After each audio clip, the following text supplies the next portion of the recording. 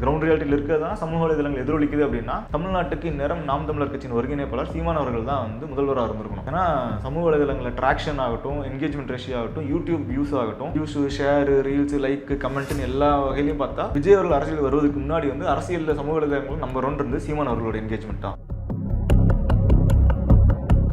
இது நார்மல். இதில் வந்து நம்ம வந்து இதனால ஒரு எழுச்சி வந்துருச்சு, அவருக்கு பார்த்து வர்ற கூட்டம்லாம் ஓட்டா கன்வெர்ட் ஆச்சு அப்படின்னு நம்ம சொல்ல முடியாது. 23% வாங்கினா அவங்க வந்து இவ்வளோ நம்பர் வாங்குவாங்க, அது ஒரு மும்முனை போட்டியில் அவ்வளோ நம்பர் வாங்குவாங்க அப்படின்றது வந்து ஏற்றுக்கொள்ளும்படியாக இல்லை, ரியாலிட்டியாக இல்லை. அந்த வைப்பில் வந்து நம்ம சொல்கிற மாதிரியான பிரபலங்கள் நிற்கிற தொகுதிகளில் வந்து வெற்றி வாய்ப்புகள் வந்து கஷ்டம் தான். அங்கே வந்து டஃப் காம்படிஷன் இருக்கலாம், ரொம்ப நெருக்கடிகள் இருக்கலாம், ஆனால் அங்கே வந்து வெற்றி வாய்ப்புகள் அறுதிட்டு சொல்ல முடியாது. வட மாவட்டங்களில் 1-2 எங்கேயோ 1-2 வரலாம், தென் தமிழ்நாட்டில் 1-2 வரலாம், மேற்கு மண்டலத்திலையும் டெல்டா பகுதியிலும் வாய்ப்பு வந்து ரொம்ப ரொம்ப குறைவு. சென்னையில் அதே மாதிரி வர்றதுக்கான வாய்ப்புகள் இருக்குது. கோடி ஆம்ஸ்ட்ராங் அவர்கள் போட்டியிடுற தொகுதியில் அங்கே வந்து அதிமுக கொஞ்சம் வாக்குகள் லீடு எடுக்கிறாங்க. திமுக வாக்குகள்னால வந்து அது 3ஆம் மணிக்கு ஒரு ஃபேவராக இருக்கும், அல்லது அங்கே வந்து ஒரு இழுபறி இருக்குக்கான சூழல் இருக்குன்றப்போ அங்கே ஒரு அண்டர்ஸ்டாண்டிங்கில் திமுக நிறைய வந்து அதிமுக வாக்களிச்சிருக்காங்கன்ற சூழல் இருக்கு. ஒருவேளை ஆடி சேகர் அவர்கள் வந்து விஜய் அவர்களை தோற்கடித்து வெற்றி பெற்று வந்தால் கூட அது பெரிய கொண்டாட்ட மண்ணில் அப்படியான ஒரு நோக்கத்தில் அவங்க அந்த தேர்தல் அணுகலை. அவங்க திமுகவுக்கு ஒரு 40% இருக்க வேண்டிய இடத்துல 38 வந்திருக்கு. அதிமுக வந்து ஒரு 34, 35 இருக்க வேண்டிய இடத்துல 31 வந்திருக்காங்க. 2-3% டேமேஜ் தான் 2 கட்சிகளும் இருக்கு.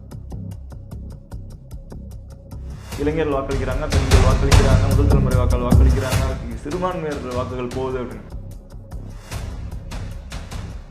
எந்த உழைப்புமே செலுத்தாம நான் என்ன மாற்றத்தை கொண்டு வர போறேன்னே சொல்லாம பிரச்சாரமே பண்ணாம ஒரு கரூர் மாதிரியான ஒரு கூட்ட நெரிசல் 41 பேர் பலியானதுக்கு பிறகும் நடிகரால் இவ்வளவு சதவீதம் வாக்குகள் வாங்க முடியுது அப்படின்னா நிச்சயமாக 2 திராவிட கட்சிகளும் சுயபரிசோதனை பண்ணிக்கொள்ள வேண்டிய இடத்துல தான் இருக்காங்க.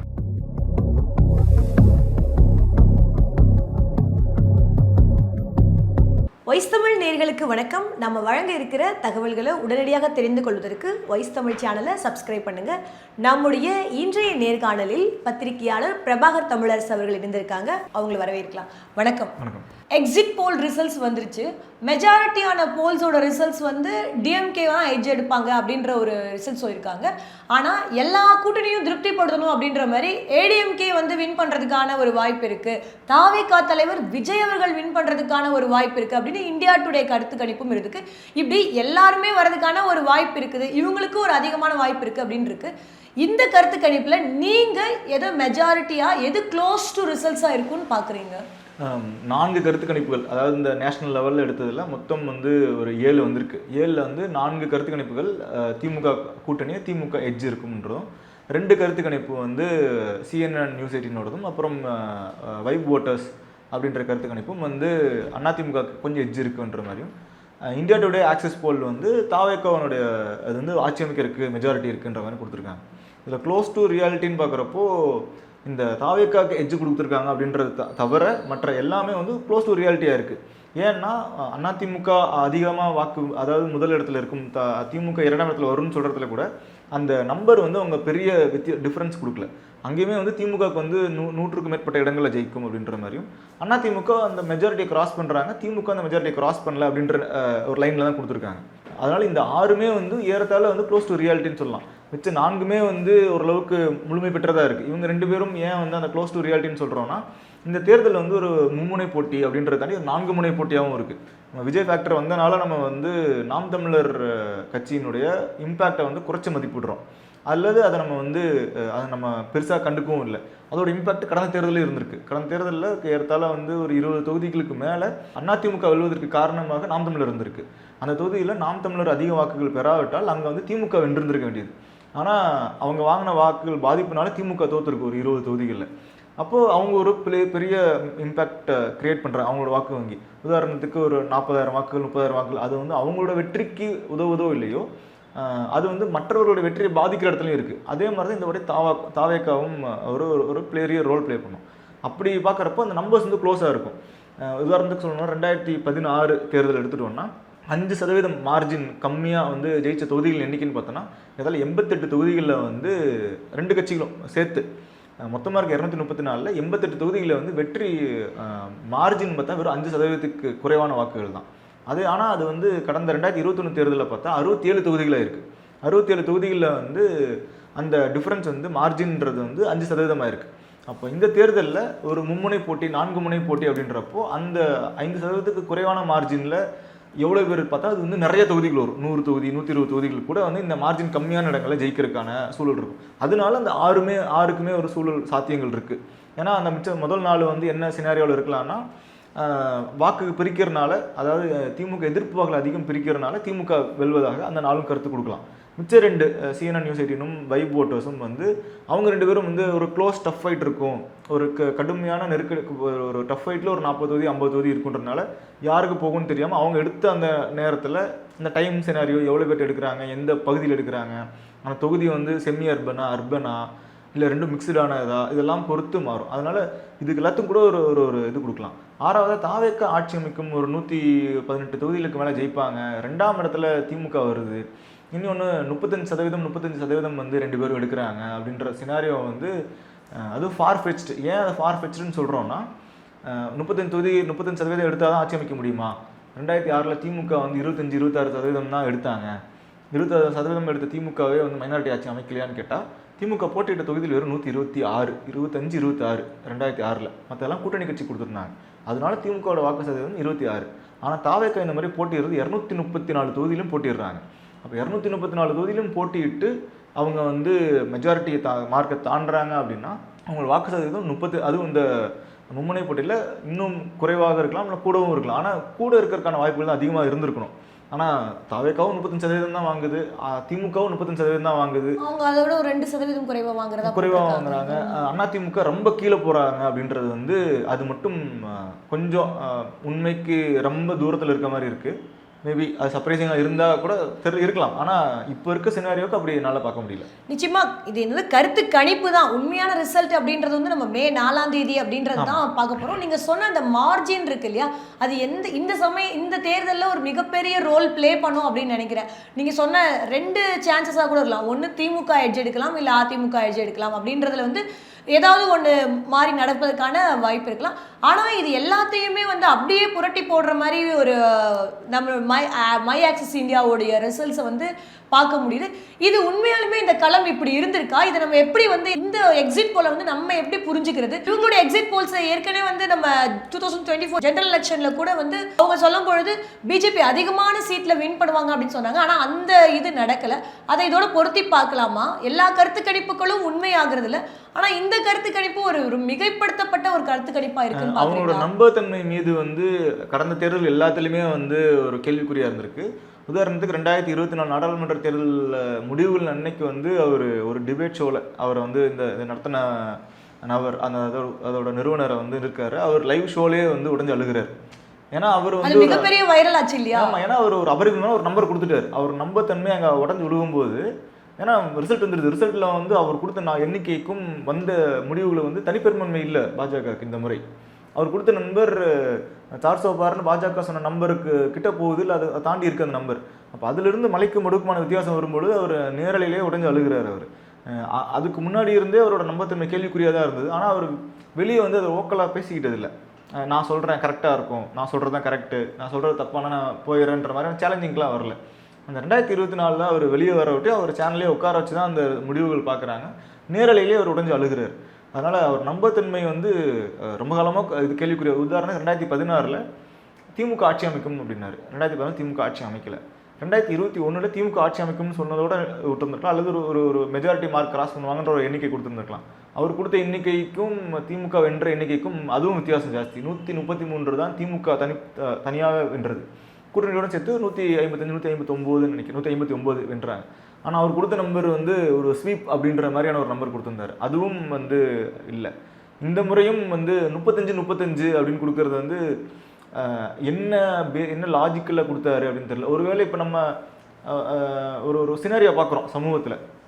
நம்ம யாராவது ஒருத்தட்ட ஒரு 10 பேர்ட்ட கேட்டாலும் 20 பேர்ட்ட கேட்டாலே வந்து ஒரு பெரும்பான்மையானவர் வந்து தாவேக்கான்னு சொல்கிறாங்க. ரொம்ப எண்ணிக்கையில் கம்மியான நபர்கள் தான் வந்து திமுக அல்லது அதிமுகன்னு சொல்கிறாங்க. அதுக்கு காரணம் என்னன்னா, இப்போ ஒரு ஜென்ரேஷன் சேஞ்ச் நடந்திருக்கு. அந்த வாக்காளர்கள் ரொம்ப ஓக்கலாக இருக்காங்க. நான் யாருக்கு ஓட்டு போட்டேன்னு சொல்கிறது. ஆனால் இதுக்கு முன்னாடி தேர்தல் நடந்திருக்கு. ஒரு வீடுகள்லேயே வந்து உங்கள் வீடுகள்லையோ அல்லது உங்கள் அம்மா அப்பாட்டையோ அல்லது உங்கள் ஃப்ரெண்ட்ஸுக்கிட்டேயே கூட நீங்கள் யாருக்கு ஓட்டு போட்டீங்கன்னு கேட்டால் அவங்க வந்து யாருக்கு ஓட்டு போட்டேன்னு சொல்ல மாட்டாங்க. இவ்வளோ காலமும் நமக்கு தெரிஞ்சிருக்காது. நம்ம வீட்டிலே இருந்திருப்பாங்க. ஒருவேளை வந்து உதாரணத்துக்கு உங்கள் வீட்டில் யாராவது தூர சொந்தத்தை ரொம்ப திமுகவுக்கு ஆதரவானவங்களாக இருந்திருப்பாங்க. ஆனால் அவங்க திமுக ஆட்சி இருக்கும் பொழுதோ அவங்களே கூட திமுக வந்து திட்டிகிட்டு இருந்திருப்பாங்க. அப்போது நம்மளுக்கே ஒரு ஐயம் எழும் வாக்கு செலுத்துகிற அன்னைக்கு, ஒருவேளை இப்போ அவங்க வந்து திமுகவுக்கு மாற்றி போட்டிருக்க வாய்ப்பு இருக்குது அப்படின்னு. அதெல்லாம் நம்ம அவங்ககிட்ட கேட்போம், யாருக்கு போட்டி சொல்ல மாட்டாங்க. அப்போ நம்மளாம் மனசு வச்சுக்கோ, ஓகே இவங்க இவ்வளோ வந்து திட்டிட்டு இருந்தாங்க, அவங்க அதிமுகவுக்கு போட்டிருப்பாங்க. இன்னொருத்தர் தீவிர அதிமுக நபராக இருப்பார். அவர் அதிமுக ஆட்சி காலத்தில் இவங்க பண்ணுறதெல்லாம் குற்றச்சாட்டிகிட்டே இருந்திருப்பாங்க. அவங்க வந்து மாற்றி போட்டுருவாங்க அப்படின்னு தான் நம்ம நினச்சிட்டு இருந்திருப்போம். ஏன்னா சொல்லவும் மாட்டாங்க வந்ததுக்கப்புறம், இப்போ இந்த யாருக்கு படி இவ்வளோ திட்டினீங்களே திமுக கூட அதிமுக போட்டு சொல்ல மாட்டாங்க அவங்க. ஏன்னா அது ஒரு சீக்ரெட், அது என்னோட பர்சனல் மேட்ரு, அதை நான் வந்து வெளியே காமிச்சிக்க முடியாது அப்படின்ற ஒரு இது. ஆனால் இப்போ இருக்க புதிய தலைமுறை, அதாவது இப்போ இருக்க தலைமுறையினருக்கு வந்து எல்லாத்தையும் டிஃபைன் பண்ணணும். இந்த பக்கம் அந்த பக்கம் இருக்கக்கூடாது, ஏதோ சீக்ரெட்னு ஒன்று இருக்கக்கூடாது, எல்லாத்தையும் வந்து டிஃபைன் பண்ணணும் அப்படின்றதுலாம் அவங்க ரிலேஷன்ஷிப் டேர்ம்ஸ்லேருந்து நம்ம வந்து இந்த ஜென்சின்றதையோ அல்லது வந்து மில்லினியல்ன்றதையோ, இது வந்து எல்லா தலைமுறைக்கும் ஒரு வேர்டு இருக்குது. 80களில் பிறந்தவங்களுக்கும் ஒரு வேர்டு இருக்குது, 70களில் பிறந்தவங்க வேர்டு இருக்குது. ஆனால் 90களுக்கு முன்னாடி பிறந்தவங்க யாரும் அப்படி ஒருத்தரை அழைச்சிக்கிட்டது கிடையாது. 80களில் பிறந்தவங்க இல்லை 70களில் பிறந்தாங்க அப்படின்ட்டு இருப்பாங்களா, வாய்ஸ் ஆன்டி அங்கிள். ஆனால் இவங்க தான் வந்து இவங்கெல்லாம் மில்லினியல்ஸ், நாங்களாம் ஜென்சிஸ். அடுத்து இசட் இன்னும் அவங்க இது வந்து ஒரு டிஃபைன் பண்ணிடணும் ஒரு ரிலேஷன்ஷிப்பையும். ஒன்றும் இல்லை, ஒரு தனி மனித உறவுகளுக்குள்ளேயே வந்து காதல்னு ஒன்று இருக்கும். அப்போ வந்து இன்னொருத்தர் நம்ம வந்து விரும்பலை அப்படின்னா நம்ம அவங்களுக்காக காத்திருக்கோம்னா நம்ம வந்து அதுவும் காலங்காலமாக இருந்துட்டு இருந்திருக்கு. இப்போ பென்ச்சிங் அப்படின்னு ஒரு வார்த்தை சொல்கிறோம். இது வந்து டிஃபைன் பண்ணுறாங்க, எல்லாமே வந்து டெஃபினிஷனுக்குள்ளே வரணும், எதுவும் இந்த பக்கம் அந்த பக்கம்லாம் எதுவும் ஒரு பூடகமாக எதுவுமே இருக்கக்கூடாது அப்படின்ற ஒரு இதில் இருந்து ஓக்கலை அவங்க சொல்கிறாங்க. அதனால மேபி அதனால இந்த இந்தியா டுடே ஓட ஆக்சஸ் போல்ஸும் அதில் ஈல்டு ஆகிட்டாங்களோ அப்படின்றது. ஒருவேளை அப்படி உண்மையாகவே வந்து அப்படியான ரியாலிட்டி இருந்துச்சு அப்படின்னா இந்த சமூக வலைதளங்களில் ஏற்படுற நாய்ஸும் அதில் அவங்க யார் வருவாங்கன்னு சொல்கிற நாய்ஸும் இவங்க இருக்கிற கிரவுண்ட் ரியாலிட்டியும் உண்மை, கிரவுண்ட் ரியாலிட்டியில் இருக்கிறதான் சமூக வலைதளங்கள் எதிரொலிக்குது அப்படின்னா தமிழ்நாட்டுக்கு இந்நேரம் நாம் தமிழர் கட்சியின் ஒருங்கிணைப்பாளர் சீமான் அவர்கள் தான் வந்து முதல்வராக இருந்திருக்கணும். ஏன்னா சமூக வலைதளங்களில் ட்ராக்ஷன் ஆகட்டும், என்கேஜ்மெண்ட் ரேஷியோ ஆகட்டும், யூடியூப் வியூஸ் ஆகட்டும், வியூஸு ஷேரு ரீல்ஸு லைக்கு கமெண்ட்டுன்னு எல்லா வகையிலையும் பார்த்தா விஜய் அவர்கள் அரசியல் வருவதற்கு முன்னாடி வந்து அரசியலில் சமூக வலைதளங்கள் நம்பர் 1 இருந்து சீமான் அவர்களோட என்கேஜ்மெண்ட் தான். இப்போ இவங்க வந்திருக்காங்க, விஜய் வந்திருக்காங்க. ஸோ அதனால் அதையும் கிரவுண்ட் ரியாலிட்டியும் ஒப்பிட முடியாது. ஒரு அதில் ஈடாயிட்டாங்களோ அப்படின்னு தோணுது. இப்போ நம்ம அந்த ரிசல்ட்ஸ் பார்க்கும்பொழுது அது வந்து ஒரு மிகைப்படுத்தப்பட்டதாக ஒரு பிம்பம் இருக்கலாம்னு தோணலாம். ஆனால் புதிதாக ஆரம்பிக்கப்பட்ட ஒரு கட்சி அப்படின்னும் பொழுது 23% வரைக்கும் வந்து வாங்குறாங்க. நம்பர்ஸும் பார்த்தா 24 சீட்டு வரைக்கும், நீங்கள் சொன்ன மாதிரி ஒரு 7 எக்ஸிட் போல்ஸ் வந்துருக்கு. எப்படியும் ஆவரேஜாக பார்த்தோன்னா அதிகப்படியாக பார்த்தம்பொழுது 24, 26 வரைக்கும் கொடுக்குறாங்க. இது வந்து இந்த மாற்றத்தை நீங்கள் எப்படி வந்து புரிஞ்சுக்கிறீங்க? ரெண்டு திராவிட கட்சிகளுக்கு மாற்று அப்படின்ற தேவை இப்போ வந்து ரொம்ப டயர்டாயிட்டாங்க. 2 கட்சி இல்லாமல் ஒரு சேஞ்ச் வேணும் அப்படின்னு சொல்கிறாங்கல்ல. இந்த சேஞ்சுக்கான தேவை வந்து காலங்காலமாக இருந்துகிட்டே தான் இருந்திருக்கு. விஜயகாந்த் வரும்பொழுது ஒரு 8% பேர் போனாங்க. நாம் தமிழர் கட்சி இப்போ ஒரு 8% வாங்கியிருக்காங்க கடந்த தேர்தலில். கமல்ஹாசன் அவர்கள் வரும்பொழுது அவர் ஒரு 6% வாங்கினார். மக்கள் நல கூட்டணி அமைக்கிறப்போ அவங்க ஒரு 4% வாங்கினாங்க. 2021 தேர்தலில் கமல்ஹாசன் அவர்களும் ஒரு 6% வாங்குறாரு. அமமுக இவங்க இந்த 2 திராவிட கட்சிகளும் வேணான்னு சொன்னால் அமமுக தேமுதிகவும் ஒரு 4%, 4.5% வாங்குறாங்க. நாம் தமிழரும் 5% வாங்கினார். இதை நீங்கள் கூட்டணும்னாலே ஒரு 15% வந்துடுது. ஏற்றால இந்த 2 திராவிட கட்சிகளும் வேணாம்னு சொல்கிற ஒரு க்ரௌடு. அப்படி இருக்கப்போ இது போக உங்களுக்கு இளைஞர்கள் வாக்குகள் வருது, அவரோட திரைக்கவர்ச்சிக்கு ஒரு குறைஞ்ச சதவீதம் வருது. இந்த குறைஞ்ச சதவீதம் இதெல்லாம் வந்து குறைந்த மதிப்பீட்டில் பார்க்குறப்போ அது ஒரு 22% வர்றதுக்கான கியூமுலேட்டிவாக ஒரு 22% வரலாம். ஆனால் அது வந்து இந்த 22% வந்து ஒரு பெரிய நம்பரை கொடுக்குமா, நம்பரை கொடுக்காது. அந்த 22%, 20%ன்றது ரொம்ப நம்ம குறைந்த மதிப்பீட்டில் இந்த வாக்குகள்லாம் சிதறும், இந்த வாக்குகள்லாம் இது நாள் வரைக்கும் போட்டுட்டு இருந்தவங்க ஒரு மாற்றத்துக்கு போடுறாங்க அப்படின்றதெல்லாம் பார்க்குறப்போ ஒரு 22, 20 அது +or-2 அப்படின்னு வச்சுக்கலாம். இது நார்மல். இதில் வந்து நம்ம வந்து இதனால் ஒரு எழுச்சி வந்துருச்சு, அவருக்கு பார்த்து வர்ற கூட்டம்லாம் ஓட்டாக கன்வெர்ட் ஆச்சு அப்படின்னு நம்ம சொல்ல முடியாது. அந்த கூட்டம் இருந்துகிட்டே தான் இருக்குது. அது 8% இருந்த சதவீதம் கூட்டம் வந்து இந்த முறை அதிகரிச்சிருக்கு. இதனால நம்ம சொல்கிற நம்பர் இருக்குல்ல, சீட்டு 18 சீட்டு 20 சீட்டு வரும்னு, அது வந்து நடக்கிறதுக்கு வாய்ப்பு இல்லை எண்ணிக்கையாக பார்க்குறப்போ. ஏன்னா நீங்கள் 22% ஆவரேஜ் அப்படின்னா நீங்கள் ஒரு சில தொகுதிகளில் தான் வந்து 40, 35 வாங்கியிருப்பீங்க. பெரும்பாலான தொகுதியில் கம்மியாக போய் 230 ஆவரேஜ் போட்டால் தான் உங்களுக்கு வந்து இந்த நம்பர்ஸ் வருது. திமுக 26% எடுக்கிறப்ப தான் உங்களுக்கு 90 சீட்டு வந்தது. அந்த 26% எடுக்கிறாங்க அப்படின்னா அதுக்கான கிரவுண்டு அலையன்சஸோட கூட்டணிகள் கட்சிகளோட வாக்குகளும் அதில் அடங்கியிருக்கு அப்படின்றத நம்ம பார்க்குறோம். ஆனால் அவங்க திமுக போட்டியிட்ட தொகுதிகளில் அவங்களோட வாக்குகள், ஆனால் அந்த தொகுதிகளில் அந்த கூட்டணி கட்சிகளோட வாக்குகளும் அதில் இருக்கும். இந்த 22 அப்படின்ற நார்மல், 23க்கு சதவீதமாக நம்ம ஏற்றுக்க முடியுது. ஆனால் 23% வாங்கினா அவங்க வந்து இவ்வளோ நம்பர் வாங்குவாங்க, அது ஒரு மும்முனை போட்டியில் அவ்வளோ நம்பர் வாங்குவாங்க அப்படின்றது வந்து ஏற்றுக்கொள்ளும்படியாக இல்லை, ரியாலிட்டியாக இல்லை. இப்போ இத்தனை சீட்ஸ் சொல்றாங்க இல்லையா, 24 இடங்கள்ல வந்து அவங்க வந்து ஜெயிக்கிறதுக்கான வாய்ப்பு இருக்குன்னு சொல்றாங்க இல்லையா. இது குறிப்பிட்ட உங்களால எந்தெந்த இங்க களத்துல இருந்து ஆய்வு பண்ணிருக்கீங்க அப்படின்ற அடிப்படையில் கேட்குறேன். இது எந்தெந்த ரீஜியன்லலாம் அவங்களுக்கு சாத்தியமாயிருக்கு, இவங்க எந்தெந்த இடத்துலலாம் யாருக்கெல்லாம் டென்ட்டை ஏற்படுத்தியிருக்காங்க, எந்த ஒரு வேட்பாளரோட வந்து ஒரு திமுகவோடையா இல்லை அதிமுகவோடையா இல்லை வேற கூட்டணி கட்சிகளோடையா. சில இடங்கள்ல வந்து அதிமுக திமுக இல்லாமல் கூட்டணி கட்சிகள் நிற்கிற இடத்துல வந்து தாவேக்கான ஒரு எட்ஜ் இருக்கு அப்படின்ற மாதிரியான ஒரு பேச்சுக்கள் இருக்கு இல்லையா. ஸோ இவங்க வாங்க போற அந்த தொகுதிகள் அப்படின்றது வந்து எந்தெந்த தொகுதியா இருக்கும், மண்டல வாரியா அப்படின்றத வந்து உங்களால விளக்க முடியுமா? மண்டல வாரியா நமக்கு வந்து சென்னையில ஓரளவுக்கு யூகிக்க முடியுது. குறிப்பிட்ட ஒரு நகர்ப்புறங்கள்ல ஒரு புதிதாக ஒரு கட்சி வரும்பொழுது நகர்ப்புறங்கள்ல ஒரு பெரிய, அவங்க பாஷையில சொன்னா ஒரு பெரிய வைப் இருக்கு அப்படின்றத வந்து நம்ம நிச்சயமா பார்க்க முடியும். அந்த வைப்ல வந்து நம்ம சொல்ற மாதிரியான பிரபலங்கள் நிற்கிற தொகுதிகளில் வந்து வெற்றி வாய்ப்புகள் வந்து கஷ்டம் தான். அங்கே வந்து டஃப் காம்படிஷன் இருக்கலாம், ரொம்ப நெருக்கடிகள் இருக்கலாம். ஆனால் அங்கே வந்து வெற்றி வாய்ப்புகள் அறுதிட்டு சொல்ல முடியாது. ஈவன் விஜயே வந்து பெரம்பூர் ஆகட்டும் அல்லது திருச்சி கிழக்கு ஆகட்டும் அங்கே ஒரு வெற்றி பெற்று விடுவார் அப்படின்னு சொல்லி அறுதிட்டு சொல்ல முடியாது. அங்கே ஒரு டஃப் ஹெவி காம்படிஷன் இருக்கும். 1. நம்பர் 2, இதை தாண்டி வேற எங்கெல்லாம் வாய்ப்பு இருக்குது நம்ம களத்தில் பார்க்குறப்போ சென்னையில் வந்து வேளச்சேரி தொகுதி ஆகட்டும், விருகம்பாக்கம் தொகுதி, அதே போல் தென் மாவட்டங்களில் சில தொகுதிகள் ஏன்னா அந்த தொகுதிகள்லாம் வந்து சர்ப்ரைஸாக அங்கங்கே வெடிக்கும். அங்கே லோக்கலில் இருக்கவங்க ரொம்ப காலமாக வேலை பார்த்துட்டு இருப்பாங்க. அவங்க தாவேக்காவுடைய ஆர்கனைசேஷன் ஸ்ட்ரக்சர் இல்லைன்னு நம்ம சொல்கிறோம்ல, அப்படி இல்லை, அது வந்து போய் தாவேக்காவுக்கு ஆர்கனைசேஷன் ஸ்ட்ரக்சர் இருக்குது. இன்ஃபேக்ட் அதிமுக துவங்கப்பட்டப்போ இருந்த ஸ்ட்ரக்சரை விட தாவேக்கா துவங்கப்பட்டப்போ இருக்க ஸ்ட்ரக்சர் வந்து பெரிய ஸ்ட்ரக்சர். ஏன்னா அதிமுக வந்து எம்ஜிஆர் அவர்கள் திமுகலேருந்து வெளியே வந்து கட்சி தொடங்குறப்போ அவர்கிட்ட எதுவும் ஸ்ட்ரக்சர் இல்லை. ஆனால் என்ன ஸ்ட்ரக்சர் அவங்ககிட்ட இருந்ததுன்னா எம்ஜிஆர் ரசிகர் மன்றம் இருந்தது. எம்ஜிஆர் ரசிகர் மன்றங்கள் எல்லாத்தையும் ஒரே ஒரு அறிக்கையில் எல்லாத்தையும் இன்றையிலிருந்து எம்ஜிஆர் ரசிகர் மன்றம் அனைத்து அதிமுக கட்சியாக மாற்றப்படும் ஒரே அறிக்கையில் விடுறாங்க. அப்போ வந்து 18,000 கிளை கழகங்கள் இருந்தது. ஆனால் இதே வந்து விஜயோட கட்சி வந்து ஆர்கனைசேஷன் ஸ்ட்ரக்சராக பார்க்குறப்போ 20,000 ரசிகர் மன்ற கிளைகளை வந்து தமிழக வெற்றி கழகமாக மாற்றிருக்காங்க. அப்போ இன் டர்ம்ஸ் ஆஃப் ஸ்ட்ரக்சர்னு பார்க்குறப்போ ஸ்ட்ரக்சர் அவங்களுக்கு ஸ்ட்ரென்த் இருக்குது. இந்த ஸ்ட்ரக்சர் நீண்ட காலமாக அவங்க பயணிச்சுட்டு இருக்காங்க. விஜய் ரசிகர் மன்றத்திலிருந்து விஜய் மக்கள் இயக்கம் வந்து இப்போ தமிழக வெற்றி கழகம் அப்படின்ற கட்சி வரைக்கும் பயணிக்கிறப்போ அங்கே அவங்க கிராஸ் ரூட் லெவலில் வந்து என்ஜிஓ மாதிரியான வேலைகளை பார்த்துருப்பாங்க. அங்கே குழந்தைகளை படிக்க வைக்கிறது, விளையாட்டு போட்டி நடத்துறதுன்னு. அந்த கேண்டிடேட்டுக்கு ஒரு குறைஞ்சபட்சம் ஒரு பணபலம் இருந்திருக்கலாம், அந்த லோக்கலில் செல்வாக்கு இருந்திருக்கும். இவங்க எல்லாம் சேர்ந்து அங்கொன்றும் இங்கொன்றுமாக வரலாம்.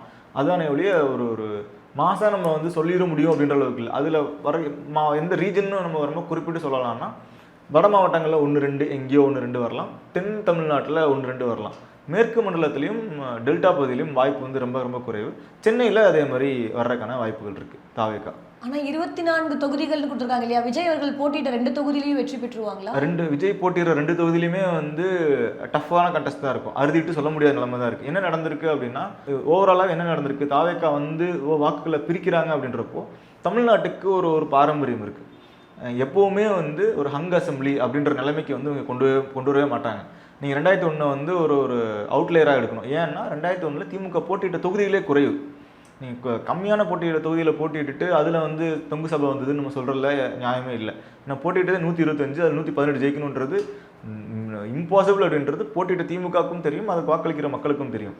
ஏன்னா அந்த எலெக்ஷன் அறிவிப்பு வர்றதுக்கு ஒரு மாதத்துக்கு முன்பாகவே ராமதாஸ் அவர்களும் சரி, அதாவது பாட்டாளி மக்கள் கட்சி நிறுவனர் ராமதாஸ் அவர்களும் சரி, இடதுசாரிகள் 2 இடதுசாரி கட்சிகளும் சரி, 2 பேரும் எந்த மாதிரியான முடிவுகள் வந்தாலும் நிபந்தனையற்ற ஆதரவு தருவோம்னு சொல்லி 3மே ஆதரவு அறிக்கை கொடுத்துட்டாங்க.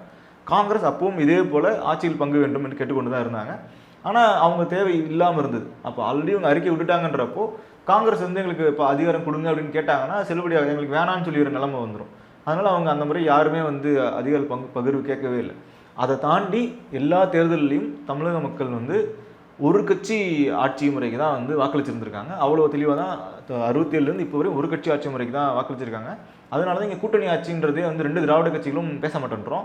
அதை கோரிக்கையாக வச்சா கூட அதை ஏற்றுக்க மாட்டேன்றாங்க 2 கட்சிகளும். ஏன்னா தமிழக வாக்காளர் மனநிலை அப்படி தான் இருக்குது. அதே போல் இந்த முறையும் என்ன நடந்திருக்கு பல தொகுதிகளில். இதை ஏன் சொல்கிறேன்னா, பல தொகுதிகளில் கிராஸ் ஓட்டிங் நடந்திருக்கு. உதாரணத்துக்கு பெரம்பூர் மாதிரியான தொகுதிகளில் அதிமுக வாக்காளர்களே வந்து திமுக வாக்களிச்சிருக்காங்க. அதே வந்து ஆர்கே நகரில் பொற்கொடி ஆம்ஸ்ட்ராங் அவர்கள் போட்டியிடுற தொகுதியில் அங்கே வந்து அதிமுக கொஞ்சம் வாக்குகள் லீடு எடுக்கிறாங்க. திமுக வாக்குகள்னால வந்து அது 3ஆம் மணிக்கு ஒரு ஃபேவராக இருக்கும், அல்லது அங்கே வந்து ஒரு இழுபறி இருக்குக்கான சூழல் இருக்குன்றப்போ அங்கே ஒரு அண்டர்ஸ்டாண்டிங்கில் திமுக நிறைய வந்து அதிமுக வாக்களிச்சிருக்காங்கன்ற சூழல் இருக்குது. இந்த மாதிரி பல தொகுதிகள் சொல்ல முடியும். தென் மாவட்டங்கள் அப்படி நடந்திருக்கு, டெல்டா மாவட்டங்களில் நடந்திருக்கு, பல தொகுதியில் கிராஸ் ஓட்டிங் நடந்திருக்கு. ஏதோ வந்து அதிமுகவும் திமுகவும் எதிர்கட்சிகளாக இருக்கனால மாறி மாறி சாதிக்கிறனால அவங்க பேசிக்கவே மாட்டாங்க. அதுவும் தாவேக்கா உட்பட இவங்கலாம் பேசிக்கவே மாட்டாங்கல்ல. அவங்களுக்குள்ள ஒரு கிராஸ் ரூட் லெவலில் அல்லது கிரவுண்ட் லெவலில் ஒரு அண்டர்ஸ்டாண்டிங் இருக்கும். பூத்தில் நீங்கள் பக்கத்துல உட்காரணும். இப்போ ஒரு பூத் இருக்குது, அந்த பூத்தில் தான் போலிங் வரணும். நான் வந்து திமுக பூத் ஏஜென்ட் ஆகட்டும், அதிமுக பூத் ஏஜென்ட் ஆகட்டும், தாவேக்கா எல்லாரும் பக்கத்து பூத் தான் உட்காரணும். யாரோ ஒருத்தர் தான் சாப்பாடு வாங்கி தர போகிறாங்க, எல்லாத்துக்கும் அதுதான் எல்லாரும் சாப்பிட போகிறாங்க. எல்லாரும் வந்து ஒருத்தருக்கு சொல்லி தர போகிறாங்க. உண்மைக்குமே வந்து தாவேக்காவுடைய பூத் ஏஜென்ட் பல பேருக்கு திமுகவினர் சொல்லி கொடுத்துருக்காங்க. எப்படி எழுதணும், எதை டிக் பண்ணணும், யார் எதை நோட் பண்ணணும் அப்படின்னு சொல்லி கொடுத்துருக்காங்க. அதனால் அந்த கோஆர்டினேஷன் கிரவுண்ட் லெவலில் நல்லா நடந்திருந்திருக்கு. அவங்களுக்குள்ள ஒரு இணக்கமான சூழல் தான் இருந்திருக்கு. பேரிங் ஃபியூ இன்சிடென்ட்ஸ், ஒரு சில இடங்களில் வந்து ஃப்ரிக்ஷன் நடந்திருக்கு, சண்டை நடந்திருக்கு அவங்களுக்குள்ள. அதை தாண்டி பெரும்பாலும் ஸ்மூத்தாக தான் இருந்திருக்கு. அதனால இது வந்து தொங்குக்கான வாய்ப்பு இல்லை. இன்னொன்று, இது இந்த கிராஸ் ஓட்டிங் நடந்தனால வெற்றி வாய்ப்பு வந்து தாவேகாவுக்கு நிறைய இடங்களில் கிடைக்கலாம் அப்படின்னு இருந்த சூழல் இல்லாமல் அது ஒன்று திமுகவுக்கோ அல்ல அதிமுகவுக்கோ போகுது. நீங்கள் நிச்சயமாக அந்த கிராஸ் ஓட்டிங் சொல்கிறது வந்து சர்ப்ரைசிங்காக தான் இருக்குது. ஏன்னா விஜய் அவர்கள் வந்து பெருவாரியான வாக்கு வித்தியாசத்தில் வந்து ஜெயிப்பாங்க அப்படின்ற ஒரு தகவல் தான் நமக்கு தொடர்ந்து கிடைச்சிட்டே இருக்குது. அந்த மாதிரியான சமயத்தில் நீங்கள் இந்த மாதிரி ஒரு கிராஸ் ஓட்டிங் நடந்திருக்கின்றீங்க. இதுக்கு முன்னாடி இந்த மாதிரி கிராஸ் ஓட்டிங் நடந்து தோற்கடிக்கப்பட்ட தலைவர்கள் இருந்திருக்காங்களா? அப்படி கிராஸ் ஓட்டிங்னால தோற்கடிக்கப்பட்ட தலைவர்கள்னு சொல்லணுமா அப்படி குறிப்பிட்டு சொல்கிற அளவுக்கு இங்கே தமிழ்நாட்டில் இல்லை. தலைவர்களை தோற்கடிக்கணும் அப்படின்ற நிலைப்பாட்டிலிருந்து யாரையுமே வந்து திமுகவும் சரி அதிமுகவும் சரி இவரை தோற்கடிக்கணும் அப்படின்றக்காக கேண்டிடேட் போட மாட்டாங்க. அப்படியான கல்ச்சர் திராவிட கட்சிகளிடம் இல்லை. காமராஜர் தோற்கடிச்சாங்களே அப்படின்னா காமராஜரை தோற்கடிக்கணும்னு நாங்கள் வந்து கேண்டிடேட் போடல. காமராஜர் உண்மையாகவே தோற்கடிக்கணும்னு நினச்சிருந்தாங்கன்னா அங்கே வலுவான வேட்பாளரை நிறுத்தியிருக்கணும். அங்கே நிறுத்தப்பட்டது வந்து ஒரு இளைஞர், அதாவது ஒரு கல்லூரி மாணவர் தான் அங்கே வந்து வேட்பாளர் நிப்பாட்டுறாங்க. அந்த வேட்பாளருக்கு கூட தலைவர்கள் யாரும் பிரச்சாரம் பண்ணுறதுக்கு போல. தமிழ்நாடு முழுவதும் வந்து அண்ணாவும் கலைஞரும் இல்லை மற்ற மூத்த தலைவரும் பிரச்சாரம் பண்ணப்போ அந்த தொகுதியில் யாரும் பிரச்சாரமே பண்ண போல. அந்த தொகுதியில் வெற்றி பெற்ற மாணவர் சங்கம் இளைஞர்கள் இருந்தவர் மாணவர்னு நினைக்கிறேன், கல்லூரி மாணவர், அது முடியாது, அவருமே வந்து அவராக தான் பிரச்சாரம் பண்ணார். எம்ஜிஆருடைய புகைப்படத்தை வச்சு அங்கே பிரச்சாரம் பண்ணி தான் வெற்றி பெற்றார். அவர் வெற்றி பெற்றதுக்கு பிறகு வந்து அவரை உண்மையாகவே திமுக வந்து ஒருவரை தோற்கடிக்க வேண்டும் அப்படின்றதுக்காக பண்ணியிருந்தாங்கன்னா அவர் அங்கீகரித்து அவர் அமைச்சர்களை சேர்த்துருந்துருக்கணும். ஆனால் அவர் அமைச்சர்களும் சேர்க்கலை. அவர் அந்த வேட்பாளரை அந்த அவர் எம்எல்ஏ தேர்ந்தெடுக்கப்பட்ட பிறகு அவர் அமைச்சர்கள் கூட சேர்த்துக்கல. இதே போல தான் திமுகவிலையும் சரி அதிமுகவிலையும் வந்து எதிராக நின்றவங்களையோ அல்லது தோற்கடிச்சவங்களையோ வந்து எடுத்துகிட்டு வந்து அவங்கள வந்து மேலே உச்சி கொண்டு போகிறோம். அந்த ஒரு ஒரு வன்மமான முறையில் வந்து அவங்க தேர்தலில் அணுகிறதில்லை ரெண்டு திராவிட கட்சிகளும். இந்த முறையும் அதே தான். ஒருவேளை ஆதிசேகர் அவர்கள் வந்து விஜய் அவர்களை தோற்கடித்து வெற்றி பெற்று வந்தால் கூட அது பெரிய கொண்டாட்ட மண்ணில் அப்படியான ஒரு நோக்கத்தில் அவங்க அந்த தேர்தலை அணுகலை. அவங்க அதுவும் ஒரு தொகுதி அப்படின்றது, அந்த தொகுதியை வந்து ஒரு ஸ்டார் தொகுதியாக இருக்கும் பொழுது அதை நம்ம வந்து தக்க வச்சுக்க வேண்டிய ஒரு நிலைமை இருக்குது. இன்னொன்று, அந்த தொகுதிக்கு ஒரு பாரம்பரியம் இருக்குது. அந்த தொகுதியிலிருந்தால் வந்து தலித் ஏழுமலை அவர்கள் வந்திருக்காப்புல. அந்த தொகுதியிலிருந்தால் வந்து சத்யவாணி முத்து தேர்ந்தெடுக்கப்பட்டாங்க. முதல் முறை சட்டமன்ற தேர்ந்தெடுக்கப்பட்டது சத்யவாணி முத்து அந்த பெரம்பூர் தொகுதியிலிருந்து தேர்ந்தெடுக்கப்பட்டாங்க. தலித் ஏழுமலை அவர்கள் வந்து சட்டமன்றத்துக்கு மூலமாக தேர்ந்தெடுக்கப்பட்ட அந்த தொகுதியில் இருந்தான். அப்படின்னா பாரம்பரியம் பல தலைவர்கள் அந்த தொகுதியிலிருந்து தேர்ந்தெடுக்கப்பட்டவங்க இருக்காங்க. காங்கிரஸ்ல அது மாதிரி நிறைய தலைவர்கள், கம்யூனிஸ்ட் தலைவர்கள் இருந்து அந்த தொகுதியில் தேர்ந்தெடுக்கப்பட்டவர்கள் இருந்திருக்காங்க. அப்படியான ஒரு தொகுதியை ஒரு ஐடியாலஜிக்கல் ஃபைட் ஆகும். ஒரு திராவிடியன் லேண்ட், ஒரு திராவிட நிலத்துல ஒரு திராவிடத்துக்கு எதிராக பேசுகிற ஒருத்தர் வந்து அப்படியான ஒரு ஃபைட்டாக தான் அதை பார்ப்பாங்களே ஒழிய அது அந்த தனிநபருக்கு எதிரான ஒரு ஃபைட்டாக அவங்க இப்போ வரையும் பார்க்குற மாதிரி தெரியல. ஏன்னா இந்த ஒட்டுமொத்த சட்டமன்ற தேர்தல் பிரச்சாரத்துலையுமே வந்து திமுகவும் அதிமுகவும் விஜய் சாடவே இல்லை. எடப்பாடி அவர்களை சாடின அளவுக்கு வந்து உதயநிதி அவர்கள் வந்து விஜய் சாடணும்னு நினச்சிருந்தா சாடி இருந்திருக்கலாம். முதல்வர் ஸ்டாலின் அவர்களுமே வந்து ஒரே ஒரு முறை, அதுவும் பெரம்பூரில் வந்து நாடகம் அப்படின்ற மாதிரியான ஒரு இதில் நாடகம் போடுறவங்க உங்களுக்கு வேணுமா இல்லை இங்கேயே இருக்கவங்க வேணுமான்ற மாதிரி தான் சொன்னார். இது ஒரே ஒரு இடத்துல அவர் பேசினது. எடப்பாடி அவர்கள் ஒரே ஒரு முறை வந்து கொங்கு மண்டலத்தில் பிரச்சாரத்தில் இருக்கப்போ இங்கே வந்தால் இது பண்ணிடுவாங்க அவங்கள மாதிரி அவங்க வீட்டில் இருந்திருக்கலாம் ஒரே ஒரு முறையை சாடியிருந்தார். மற்ற இரண்டு திராவிட கட்சிகளும் அவரை நேரடியாக எந்த இடத்துலையும் விமர்சிக்கவே இல்லை. ஏன்னா அவர் அங்கே பிரச்சனை இல்லை. அதிலிருந்து அவங்க நடந்து பார்க்குறாங்க அவங்க இந்த தேர்தலை. நம்ம கருத்து கணிப்பு தான். இருந்தாலும் வந்து இப்போ கொடுக்கக்கூடிய அந்த பெர்சன்டேஜ் அப்படின்னு பார்த்தோம்னா 2 திராவிட கட்சிகளுக்குமே வந்து அவங்க கடந்த முறை வச்சிருந்த ஒரு பெர்சன்டேஜ்லேருந்து ஒரு மிகப்பெரிய பின்னடைவு அடைகிறாங்க அப்படின்னு சொல்ல முடியும். அந்த மாதிரி தான் இந்த கருத்து கணிப்பு பார்க்கும்பொழுது இருக்குது. தவிக தலைவர் விஜய் அவர்கள் புதிதாக ஆரம்பித்தாலும் கூட ஒரு பெரிய நல்ல மார்ஜினான ஒரு பெர்சன்டேஜை எடுக்கிறாங்க. இது எதை நோக்கி கொண்டு போகுதுன்னு நினைக்கிறீங்க? இந்த பெர்சன்டேஜ் வந்து ஷாக்கிங் இல்லை. ஏன்னா திமுகவும் அதிமுகவும் அவங்களோட ஓட் ஷேரை வந்து ரிட்டைன் பண்ணியிருக்காங்க. உதாரணத்துக்கு அவங்க இதுவரையும் அதிமுக வந்து 2 தேர்தல்கள் மட்டும்தான் வந்து 30% கீழே போயிருக்காங்க. ஒன்று வந்து 1989 எம்ஜிஆர் அவர்கள் மறைவுக்கு பிறகு நடந்த தேர்தல், அதற்கு பிறகு 91 தேர்தல். இது ரெண்டுலேயும் தான் வந்து 30% கீழே போயிருக்காங்க. நான் சொல்கிறேன் சட்டமன்ற தேர்தல்களில். அதுக்கப்புறம் அவங்க சட்டமன்ற தேர்தல் ஜெயிச்சிருந்திருக்கலாம், தோற்றுருந்துருக்கலாம், ஆட்சியை பிடிச்சிருந்துருக்கலாம், ஆட்சியை பிடிக்காமல் இருந்திருக்கலாம். 96 கூட அவங்களுக்கு வந்து வாக்கு சதவீதம் குறைஞ்சிருக்கு. ஆனால் குறைஞ்ச சமயத்துலேயும் கூட அவங்களோட வாக்கு சதவீதம் வந்து 30க்கு 96 எலெக்ஷன்லையும் குறைஞ்சிருக்கு. 96 எலெக்ஷன்லையும் 21க்கு போயிருக்கு. மற்ற எல்லா தேர்தல்லையும் வந்து எனக்கு தெரிஞ்சு 30% கீழே போகவே இல்லை. அதிமுகவோட தோக்கிற தேர்தலையுமே கூட. திமுகவுக்கும் ஏறத்தாலும் அதே நிலைமை தான். திமுகவுக்கு வந்து அவங்க வந்ததுக்கு பிறகு எம்ஜிஆர் இருக்கிற வரைக்கும் அவங்க வாக்கு சதவீதம் வந்து 30 கீழே தான் இருந்திருக்கு. ஏறத்தால 77, 80, 84, 91 இது 4லையும் 30 கீழே இருந்திருக்காங்க. அப்புறம் 2006 மைனாரிட்டி கவர்மெண்ட் வரும்பொழுது 30 கீழே இருந்திருக்காங்க.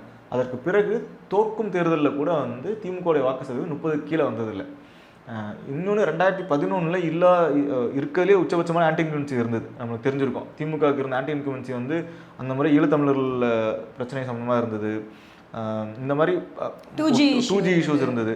இவ்வளோ 2011 அவங்களோட வாக்கு இது வந்து 23 சீட்டு தான் ஜெயிச்சாங்க. ஆனால் ஒட்டுமொத்த கூட்டணியோட வாக்கு சதவீதம் பார்க்குறப்போ ஒரு வெல் பியாண்ட் தி நம்பர்ஸ் 40+ இருந்தது அவங்களோட ஓட் ஷேர் வந்து 25-26. ஆனால் கூட்டணி சிபிஎம், சிபிஐ, விசிகே எல்லாம் சேர்த்து பார்க்கும்பொழுது அவங்களோட வாக்கு சதவீதம் ஏறத்தால வந்து 45 அந்த லெவலுக்கு 39% அவங்களோட வாக்கு சதவீதம் வருது. 39% அந்த வேவில் அடிச்சுட்டு போகிறப்ப கூட 39க்கு கீழே அவங்களோட போகலை. இந்த முறையும் அப்படி தான் இருக்குது. ஏறத்தால இப்போ அவங்க சொல்கிறதெல்லாம் பார்க்குறப்போ திமுகவுக்கு குறைஞ்சபட்ச வாக்கு சதவீதம் 38 கொடுத்துருக்காங்க. அதே போல் அதிமுகவுக்கு குறைஞ்சபட்ச வாக்கு சதவீதம் பார்க்குறப்போ 31 கொடுத்துருக்காங்க. 2 பேருமே அவங்களோட கோர் பேஸை தக்க வச்சுருக்காங்க. இவர் அந்த கோர் பேஸ்லேருந்து இந்த சிதறல்கள் அது டேமேஜ் இருக்கான்னு கேட்டால் டேமேஜ் இருக்குது. அதிமுகவுக்கு ஒரு 40% இருக்க வேண்டிய இடத்துல 38 வந்திருக்கு. அதிமுக வந்து ஒரு 34, 35 இருக்க வேண்டிய இடத்துல 31 வந்திருக்காங்க. ஒரு 3%, 2-3% டேமேஜ் தான் 2 கட்சிகளும் இருக்குது. ஆனால் நம்ம இது நாள் வரைக்கும் பேசிக்கிட்டு இருந்தது ஒரு ஒரு உருவாக்கி இருந்த பிம்பம் எல்லாமே என்னன்னா ஒரு பெரிய சேதத்தை ஏற்படுத்துவார் அப்படின்ட்டு இருந்தது. இதுவே பெரிய சேதம் இல்லையா? இது ஆல்ரெடி இல்லாத, அதாவது இதுவே வந்து ஏன்னா இதுக்கு முன்னாடி எல்லாருமே வந்து ஒரு சிங்கிள் டிஜிட்ல தான் அவருக்கு பெர்சன்டேஜே கொடுத்துட்டு இருந்தாங்க. இப்போ ஆஃப்டர் எலெக்ஷன் தான் வந்து எல்லாருமே ஒரு டபுள் டிஜிட்ல பெர்சன்டேஜை கொடுக்கவே ஆரம்பிச்சாங்க.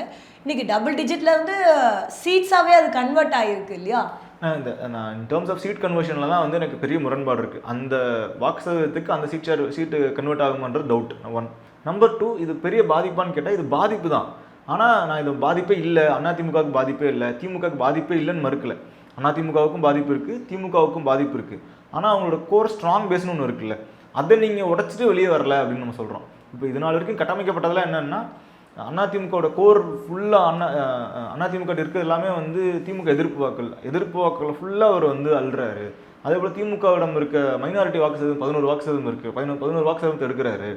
பெண்கள் வாக்கு வந்து 1,80,00,000 வந்து வெளியே இருக்காங்க. அந்த மகளிர் உரிமை தொகை வாங்குறவங்களுக்கு போக வெளியே இருக்க 1,80,00,000 பெண்கள் இருக்காங்க. அதில் வந்து சரிபாதி வெளியே விஜய்க்கு வாக்களிக்கிறாங்க. இளைஞர்கள் ஓட்டு வந்து ஒரு 14,00,000 பேர் முதல் தலைமுறை வாக்காளர்கள் இருக்காங்க, முதல் முறை வாக்காளர்கள் இருக்காங்க. அவங்களோட வாக்குகள்லாம் போகுது. அது போக கடந்த முறை முதல் வாக்காளர்கள் சேர்க்கப்பட்ட 10,00,000 பேர் இருக்காங்க. அதில் ஒரு பாதி போகுது அப்படின்னா இவ்வளோ வாக்குகளும் சேர்ந்துருந்தா அது வந்து இந்த நம்பர்லாம் தாண்டி போயிருந்துருக்கணும். இதெல்லாம் தான் நம்ம சொல்லிட்டு இருந்தது. இளைஞர்கள் வாக்களிக்கிறாங்க, பெண்கள் வாக்களிக்கிறாங்க, முதல் தலைமுறை வாக்களிக்கிறாங்க, சிறுபான்மையர் வாக்குகள் போகுது அப்படின்னு இப்போ நம்ம சொல்லிக்கிட்டே இருந்த நம்பர்லாம் வந்து ஆட் ஆகிட்டே இருந்தாலும் அது போக இந்த மாற்றத்துக்கு விரும்புகிறவங்க சீமானுடைய வாக்கு வங்கி முற்றிலுமாக செறிந்து விடும், அவரோட வாக்கு வந்து 8% வச்சுருந்தாருன்னா அவர் வந்து 4க்கு கீழே போயிடுவார் அப்படின்றப்போ அவ்வளவும் சேர்ந்துருந்தா இந்த நம்பர் கம்மி. அப்போது நம்ம டேமேஜ் இருக்கான்னு கேட்டால் டேமேஜ் இருக்குது. ஆனால் நம்மன்னு சொல்கிறது இந்த இதுவரையும் வந்து விவாதிக்கப்பட்ட டேமேஜ் அளவுக்கான டேமேஜான்னு கேட்டால் அது இல்லை அப்படின்றதான் இன்னைக்கு எக்ஸிட் போல் சொல்கிற நம்பர்ஸ். திமுகவை விட அதிமுகவை பார்க்கும்பொழுது அவங்களுடைய அந்த டென்ட் அப்படின்றது கொஞ்சம் அதிகமாகவே இருக்குது அப்படின்றத வந்து நம்ம புரிஞ்சுக்க முடியுது. இதற்கான காரணம் என்ன? அவங்க சுயபரிசோதனை செய்து கொள்ள வேண்டிய தருணத்தில் இருக்காங்களா? இல்லை, இதில் வந்து திராவிட கட்சிகள் 2 பேருமே இந்த தேர்தலுக்கு பிறகு சுயபரிசோதனை பண்ணிக்கொள்ள வேண்டிய இடத்துல தான் இருக்கும். ஏன்னா ஒரு 8% விஜயகாந்த் எடுக்கிறாரு, அவருக்கு பிறகு யாரும் அவ்வளோ சதவீதம் எடுக்காதப்போ ஒரு 20% வாங்குறாரு அப்படின்னா கண்டிப்பாக இவங்ககிட்ட இருந்தாலும் நம்ம வாங்கியிருக்காரு தான். அப்போது ஒருத்தர் முதல் முறை இன்னொன்று இந்த 20% வாங்குற ஆச்சரியப்படுறதுல, ஆனால் எந்த உழைப்புமே செலுத்தாமல் நான் என்ன மாற்றத்தை கொண்டு வர போகிறேன்னே சொல்லாமல் பிரச்சாரமே பண்ணாமல் ஒரு கரூர் மாதிரியான ஒரு ஒரு கூட்ட நெரிசல் 41 பேர் பலியானதுக்கு பிறகும் ஒரு நடிகரால் இவ்வளோ சதவீதம் வாக்குகள் வாங்க முடியுது அப்படின்னா நிச்சயமாக அனைத்து 2 திராவிட கட்சிகளும் சுயபரிசோதனை பண்ணிக்கொள்ள வேண்டிய இடத்துல தான் இருக்காங்க. 1. நம்பர் 2, அதிமுக வந்து இப்போ இல்லை, அவங்க வந்து ஒரு 5 வருஷத்துக்கு முன்னாடி சுயபரிசோதனை பண்ணியிருந்திருக்கணும். ஆனால் என்னன்னா அதிமுகக்கான முதல் தேர்தல் இடத்தால எடப்பாடி பழனிசாமி அவர்கள் பொதுச்செயலாளர் வந்து இந்த தேர்தலில் அவருக்கு சுயமாக அல்லது சுதந்திரமாக அவர் அணுகுகிற முதல் தேர்தல் சட்டமன்ற தேர்தல் இதுதான். அதனால் இந்த தேர்தலுக்கு பிறகு அவர் நிச்சயமாக சுயபரிசோதனை பண்ண வேண்டும்.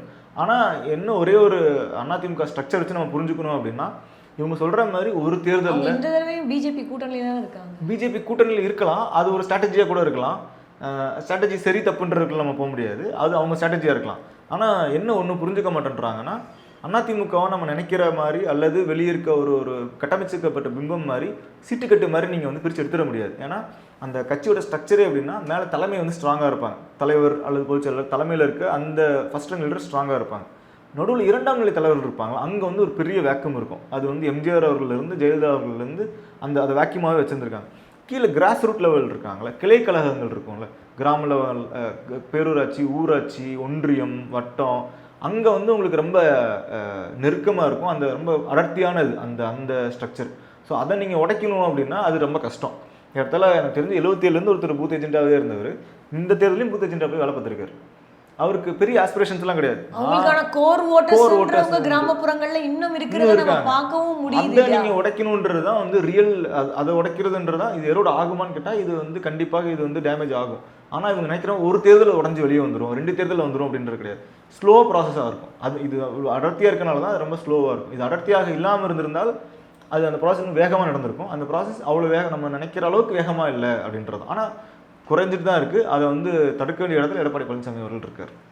நிச்சயமா திராவிட கட்சிகள் தமிழ்நாடை பொறுத்த வரைக்கும் இந்த திராவிட கட்சிகள்னால தான் வந்து ஒரு யூனிக்கான ஸ்டேட் அப்படின்னு சொல்லிட்டு தென் மாநிலங்கள்லேயே வந்து சொல்லுவாங்க. இந்த ரிசல்ட்ஸ் வந்து நிஜமாவே எப்படி இருக்க போகுது அப்படின்றத வந்து நம்ம பொறுத்திருந்து பார்க்கலாம். இது கருத்து கணிப்புகள் தான். தேர்தல் முடிவுகள் வந்து மே 4ஆம் தேதி இருக்கும். அந்த முடிவுகள் என்னவா இருக்கு அப்படின்றத பொறுத்திருந்து பார்க்கலாம். உங்களுடைய தகவல்களுக்கு மிக்க நன்றி. நன்றி.